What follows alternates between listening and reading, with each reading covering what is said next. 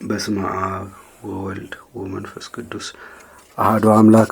ተአምረ ኢየሱስ 63ኛ ተአምር።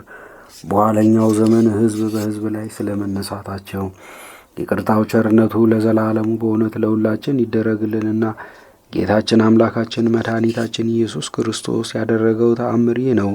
በዚያን ጊዜ ጌታ ኢየሱስ ክርስቶስ ለደቀ መዛሙርቱ እንዲህ አላቸው። በዚያን ወራት ሕዝብ በሕዝብ ላይ ይነሳል፣ እርስ በራሳቸው ይጣላሉ።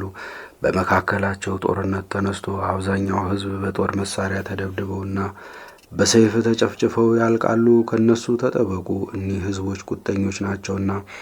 ለነቢዩ ዳንኤል እንደገለጽኩለት ኢየሩሳሌም በእነሱ ትመዘበራለችና ቅድስተ ቅዱሳንም በእግራቸው ይረግጧታል። ዳሩ ግን ጸንታችሁ ቆዩ፣ የአምላክነት ኃይሌን እገልጽ ዘንድ እኔ ከእናንተና ከኢየሩሳሌም አልርቅምና እወቁ። እነዚህ መናፍቃን ሰዎች ትእዛዜን ለማፍረስ በእኔ በተቀደሰው ቦታ ሁሉ እንደሚጸልዩ ሆነው ይታያሉ። በወዳጆች የሚሳለቁባቸው ዘንድ የጸሎት ቤታቸውን በቤተ ክርስቲያን አካባቢ ያነጻሉ።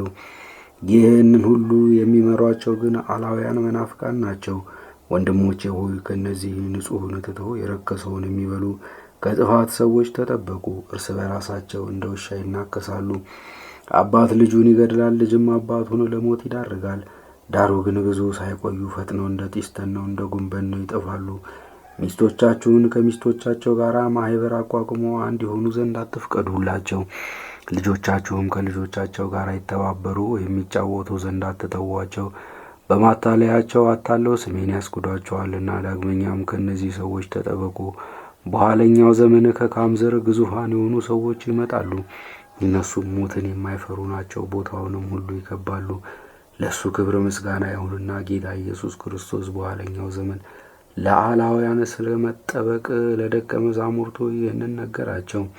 ይቅርታው ቸርነቱ ለዘላለሙ በእውነት ለሁላችን ይደረግልን፣ አሜን።